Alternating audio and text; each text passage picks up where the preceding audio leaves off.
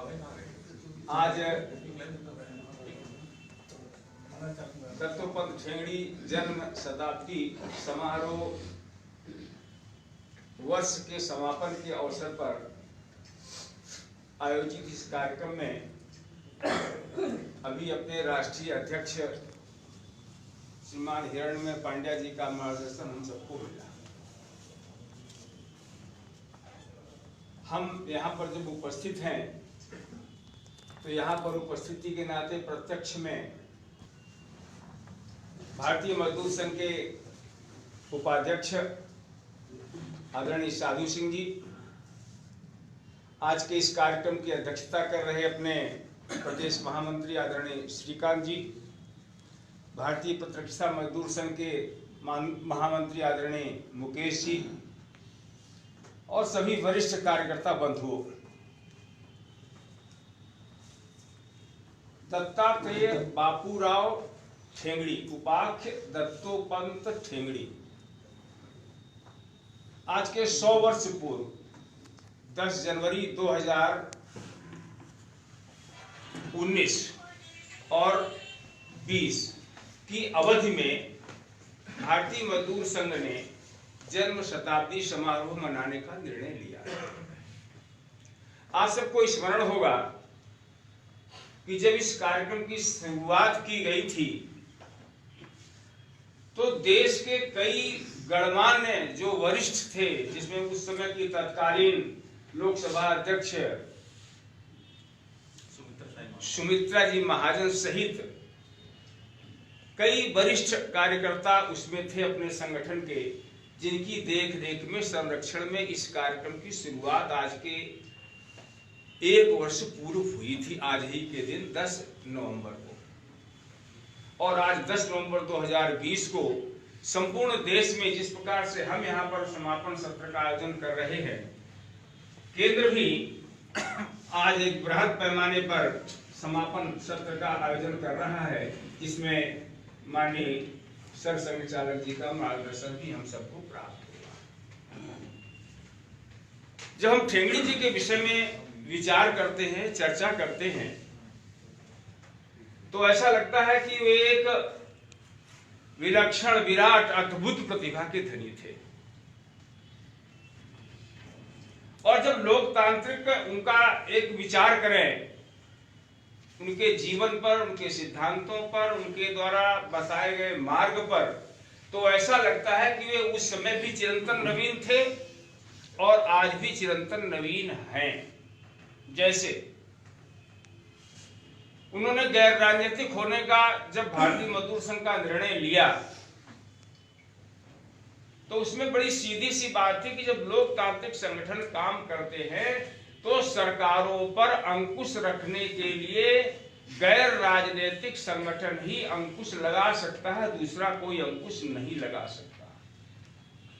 सरकार अच्छी है, लोग अच्छे हैं, पर उनके निर्णय लोगों में जन विरोधी भावना पैदा करते हैं। जैसे कि हम अपने अभी जो साधु सिंह जी पूरा विवरण अपने कारखानों का दे रहे थे, निश्चित रूप से सरकार अच्छी है, लोग अच्छे हैं, पर उनके निर्णय जो आते हैं वो लोगों के मन में एक ऐसी आशंका प्रकट कर देते हैं, भावना प्रकट कर देते हैं कि ये सरकार हम लोगों के लिए कुठाराघात कर रही है, विश्वासघात कर रही है, हमारे अधिकारों का हनन कर रही है, इसी तमाम सी धारणाएं बन जाती है।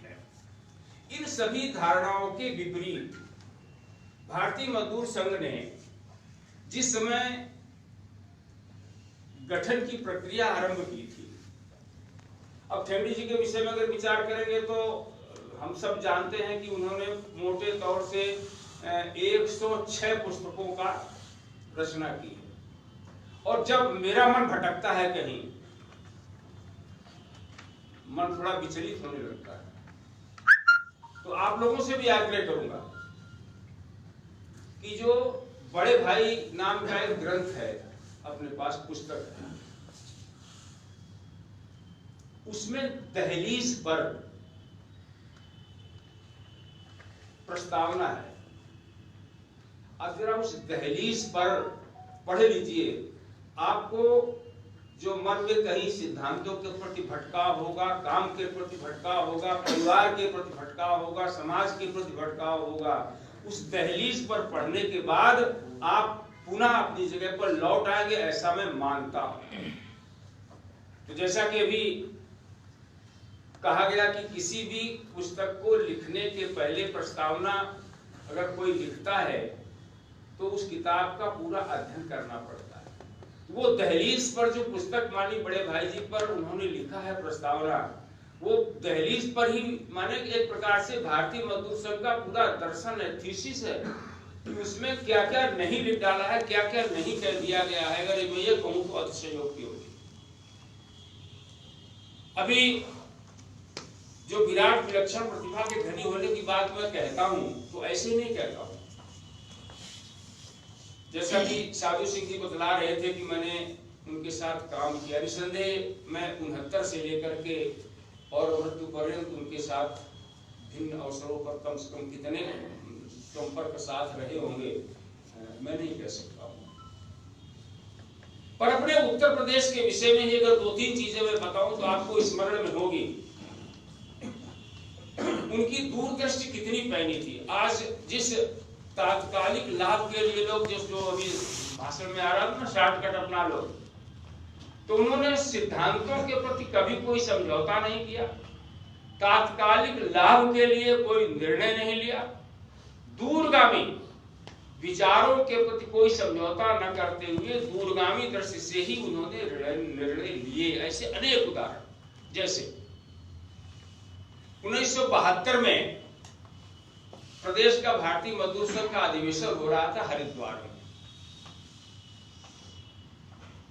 अब उस समय 72 के आसपास का कालखंड ऐसा कालखंड था कि ऐसा लगता था कि उद्योग बहुत भरपूर पूरी क्षमता से चल रहे थे।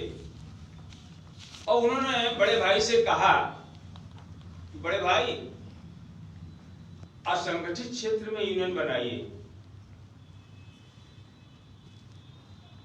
और प्रदेश को 4 भागों में बांट करके खेतिहर मजदूरों पर काम शुरू कर दीजिए। तो उस समय हम लोगों को लगा कि यार खेतिहर मजदूरों के लिए ट्रेड यूनियन क्या है, उनको हम लोग तो आईडी एक्ट और ये पढ़ते हैं, खेतिहर मजदूरों के लिए क्या करेंगे जा करके। बोले नहीं आप करिए। उस समय प्रदेश को 4 भागों में बांट करके उत्तर पूर्व मध्य पश्चिम ऐसे 4 भागों में प्रदेश की यूनियन बनाई गई। अब 1972 का निर्णय आज अगर आप उस विषय में छेचिए तो पूरा का पूरा संगठित क्षेत्र ही असंगठित हो गया है। जिस 92% श्रमिक के हम असंगठित होने की बात कह रहे थे वो बढ़ करके जाकर के लगता है कि 100% हो गया है। जो कभी 7% संगठित क्षेत्र था वो पूरा का पूरा असंगठित क्षेत्र में ही तब्दील हो गया है, हो रहा है। और नहीं है तो ऐसी नीतियां ऐसे तथ्य लक्ष्य हमको दिखाई पड़ रहे हैं। तो उस समय 1972 में उनका सोचा गया निर्णय आज लग रहा है कि बिल्कुल सही सिद्ध हो रहा है। जब कानपुर में श्री मुनि गोविंद नगर में जो अपना अधिवेशन हुआ और उसका खुला अधिवेशन आपके डिफेंस के लोगों ने विजयनगर चौराहे पर कराया था, उस चौराहे पर जो खुला अधिवेशन हुआ उसमें उन्होंने एक घोषणा की थी कि भाई स्वतंत्रता की लड़ाई तो हम जीत गए, अब आर्थिक स्वतंत्रता की लड़ाई हमको लड़नी है। तो जरा उसके बाद का कालखंड याद करिए। वो विश्व व्यापार संगठन, WTO, गेट, डंकन और कैसे ऐसे युद्ध आए जिसमें भारतीय मजदूर संघ ने अपनी अगुवाई की, अपनी दूरदर्शिता को प्रदर्शित किया कि नहीं वास्तव में अब जो लड़ाई लड़नी है हथियारों की लड़ाई नहीं होगी, विचारों की लड़ाई होगी, आर्थिक युद्ध की लड़ाई होगी। और आप देख रहे हो तब से लेकर के उस समय से लेकर के और 91 के बाद से जो देश का परिदृश्य बदला नई आर्थिक नीति के बाद से, तो उन्होंने जो भविष्यवाणी की थी कि अगला युद्ध आर्थिक युद्ध होगा, तो आज हम सब उस आर्थिक युद्ध को देख रहे हैं, सुन रहे हैं, समझ रहे हैं, लड़ रहे हैं। जिस समय अभी आपातकाल की बात आई, सुब्रमण्यम स्वामी जी का उल्लेख हुआ, मोखे जी का नाम आया, उस समय लोक संघर्ष समिति के नाम से जिसके दत्तोपंत जी ठेंगड़ी संयोजक थे, कालखंड में जयप्रकाश जी के नेतृत्व में चले उस आंदोलन में जब विकल्प देने की बात आई तो उन्होंने एमएम जोशी का नाम दिया था। एक समाजवादी नेता थे, उनका नाम एमएम जोशी था। उन्होंने कहा कि नहीं, अगर कोई विकल्प उसमें बन सकता है तो एमएम जोशी साहब को यह काम दिया जाना चाहिए। 2 सत्र वो राज्यसभा के सदस्य रहे और राज्यसभा की सदस्यता के दौरान जिस समय इंदिरा जी प्रधानमंत्री थी, उन्होंने उनको चाय पर अपने यहां बुलाया। ठेंगड़ी जी विचार विमर्श हुआ। चाय पर जब वार्तालाप होने लगा तो पहला कालखंड उस समय जनसंघ था। तो ठेंगड़ी जी से पूछा गया कि आप जनसंघ का प्रतिनिधित्व करते हैं या गोलवर्कर का?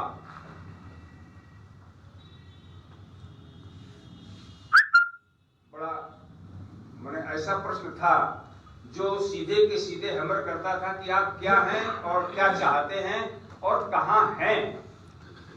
उस समय ठेंगड़ी जी का बड़ा सटीक उत्तर था कि मैं गोलवर्कर का प्रतिनिधित्व करता हूं, माने विचारधारा का प्रतिनिधित्व करता हूं, संगठन का हूं, संगठन का प्रतिनिधित्व करता हूं, संघ का प्रतिनिधित्व करता हूं। दूसरी घटना, राज्यसभा में उनको उपसभापति बनाने का भी एक अवसर दिया गया था। उन्होंने बड़ी विनम्रता से उसको उसी प्रकार से ठुकरा दिया था जिस प्रकार से अपने प्रदेश में बड़े भाई जी जब जिस समय संवित की सरकार बनी थी, चरण सिंह जी मुख्यमंत्री थे, उस समय बड़े भाई को भी ऑफर दिया गया था, आमंत्रण दिया गया था कि आप मजदूर संघ का सब छोड़ दीजिए और आकर के प्रदेश के श्रम मंत्री के रूप में काम करिए। तो उन्होंने कहा कि भाई मैं अपना निर्णय लेने वाला कौन होता हूँ, मेरा निर्णय तो दत्तोपंत करेंगे कि मैं क्या करूंगा, कहां करूंगा, वो तो ठेंगड़ी जी निर्णय करेंगे। आप मुझसे पूछ लीजिए, अगर वो निर्णय दे देते हैं तो ठीक है, नहीं तो हमारी तरफ से आशीर्वाद। तो ये जो भारतीय मजदूर संघ के कार्य की जो श्रृंखला है, ऊपर से लेकर के आज नीचे तक, आप जिन कार्यकर्ताओं की बात हम करते हैं, जिन संगठन की बात करते हैं, त्याग तपस्या बलिदान की बात करते हैं, तो ऐसा नहीं है कि हमारे किसी भी कार्यकर्ता का त्याग कम हो, तपस्या कम हो, बलिदान कम हो। हम सब उसी कड़ी में जुड़े हुए हैं और उसी कड़ी में जुड़े होने के नाते उस समय की जो नीतियां थी, हमने विचारों को आधार बनाया। दत्तोपंत ठेंगड़ी जी ने विचारों को आधार बनाया। आप अगर भारतीय मजदूर संघ के एक एक नारे को देखें, एक एक नारे में हमारी की पूरी आइडियोलॉजी छिपी हुई। राष्ट्र हित, उद्योग हित, मजदूर हित, राष्ट्र का उद्योगीकरण, उद्योगों का श्रमिकीकरण, श्रमिकों का राष्ट्रीयकरण। तो जिस समय ये बात आई थी चर्चा के लिए, तो कहीं औद्योगिकरण क्या होगा, आज तो जमाना परिवर्तन का नहीं।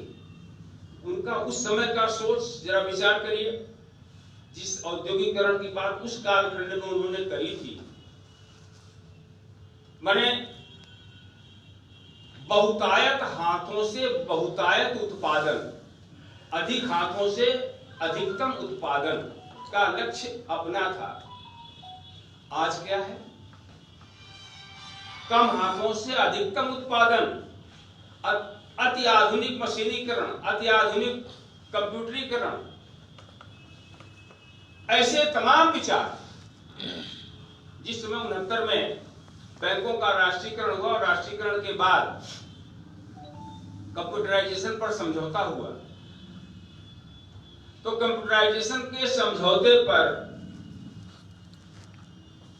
भारतीय मजदूर संघ ने नारा दिया था, computer anti nation, computerisation anti nation करके एक कैंपेन चलाई थी और हम लोगों ने विचारों को महत्व दिया था। ये ऑफर आया कि एनओबीडब्ल्यू को एनओआईडब्ल्यू को भारत सरकार मान्यता दे देगी, आप इस समझौते पर दस्तखत कर दीजिए। हमारे उस समय के जो पदाधिकारी रहे थे, संगठन के वरिष्ठ पदाधिकारियों से विचार विमर्श करके उस समझौते से अपने को अलग किया, उस पर दस्तखत नहीं किए, पर राष्ट्रहित को ध्यान में रख करके उस पर दस्तखत नहीं किया। ऐसे तमाम उदाहरण जिनको हम चर्चा के लिए छोड़ते हैं, विचार विमर्श के लिए छोड़ते हैं, कि अभी जब बीपी सिंह साहब थे, मैं संक्षेप में उदाहरण दे रहा हूं, जब आप विस्तृत कभी बैठेंगे तो हम उन पर बहुत माने घंटों बात कर सकते हैं। जब बीपी सिंह जी प्रधानमंत्री थे तो उस समय ये उसकी कमेटी बातचीत की, संकीकरण की, और इसकी जो बातचीत आई उसमें वो वरिष्ठ कमेटी के गठन पर बहुत जोर दिया गया था कि इस इकाई स्तर पर जिस इकाई में काम कर रहे हैं वहां पर वरिष्ठ कमेटियां गठित की जाए और उनको उनके माध्यम से ही पूरे ट्रेड यूनियन आंदोलन को नियंत्रित और संचालित किया जाना चाहिए। तो भारतीय मजदूर संघ और इंटक का अभिमत एक था उस बिंदु पर बाकी के श्रम संगठनों का विचार था कि अगर इस प्रक्रिया को कहीं कार्य रूप में परिणित कर दिया गया तो मेरी तो दुकानें बंद हो जाएगी, मेरे बोरा बिस्तर बंद हो जाएगा, इसलिए इसको निगलेक्ट कर देना चाहिए और नहीं करना चाहिए। पर आज वही मान्यता, वही चीज हम लेकर के चल रहे हैं, जिसके कारण से हम स्थिर हैं, हम हैं। अगर आप अपने आजू बाजू के परिदृश्य पर ध्यान दीजिए, अपने अब दूसरे संगठनों पर ध्यान दीजिए, तो उन्होंने तो बहुत पहले कह दिया था ठेंगड़ी जी ने कि ये लाल झंडा तो पूरी तरह से समाप्त होने वाला है, आप चद्दर ओढ़ करके सो जाइए, उसकी चिंता मत करिए। ये शब्द थे उनके कि चद्दर ओढ़ करके सो जाइए, ये साम्यवाद तो अपने ही अंतर विरोधों से समाप्त हो जाएगा, दिस इज द वर्ड, ये उनके शब्द थे। आप चद्दर ओढ़ करके सो जाओ, उनकी चिंता मत करिए, अपने काम की चिंता करिए। तो ऐसे युग दृष्टा, दूरदृष्टा, विलक्षण प्रतिभा के धनी व्यक्ति की शताब्दी समारोह के अवसर पर हम जितनी भी बात करेंगे कम होगी। उन्होंने हमको तीसरा विकल्प, थर्ड वे, एक जो मैं 106 पुस्तकों का नाम बता रहा हूं उसमें से थर्ड वे एक पुस्तक भी है, वो तीसरा विकल्प उन्होंने दिया। इतना ही नहीं, जब राष्ट्रीय हित और उसकी बात आई तो उन्होंने कहा नहीं, एक हित और भी है, उपभोक्ता हित भी होना चाहिए, उसका भी ध्यान देना चाहिए, लागत मूल्य प्रदर्शित किया जाना चाहिए, किसी ने नहीं कहा। ऐसे दूरगामी दृष्टि से अगर आप देखें मजदूर क्षेत्र में जिस बिंदु को आप एक एक बिंदु सोचिए, जिस समय आप बोनस की बात करोगे, सोचोगे, भारतीय मजदूर संघ के संस्थापक ने बोनस की बात उठाई। देश में काम करने वाले सभी श्रमिक संगठनों ने कहा कि भारतीय मजदूर संघ वाले पागल हो गए हैं, बताओ डिफेंस वालों को बोनस दिलाने की बात कर रहे हैं, राज्य कर्मचारियों को बोनस दिलाने की बात कर रहे हैं, ये तो उत्पादन करते हैं, उनको बोनस नहीं मिलेगा। पर भारतीय मजदूर संघ का दृढ़ मत था कि डिफर्ड वेज के नाम पर, विलंबित वेतन के नाम पर भारतीय मजदूर संघ जो मांग कर रहा है बोनस की, वास्तव में बोनस मिलना चाहिए, और भले ही उत्पादकता से संबद्ध हो, आज हम बोनस का लाभ ले रहे हैं। ये हमारी दूरगामी सोच थी, दूरदृष्टि थी। ऐसे श्रमिक क्षेत्र में अनेक उदाहरण हैं जिन्होंने हमें प्रेरणा दी है, काम करने के लिए सतत अवसर दिया है। आज आवश्यकता इस बात की है कि जैसा अभी साधु सिंह जी कह रहे थे कि हम लोगों में थोड़ा पढ़ने की वृत्ति कम हो गई है, और वृत्ति कम नहीं हो गई है उसका कारण ये है कि आज का तकनीकी जमाना है। पहले हम चिट्ठी लिखते थे, पढ़ते थे, उत्तर देते थे और एक प्रकार से मोबिलाइजेशन पूरा होता था।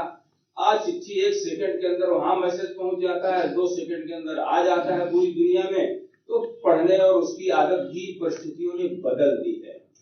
पर मेरा बड़ी विनम्रता से आग्रह है कि कम से कम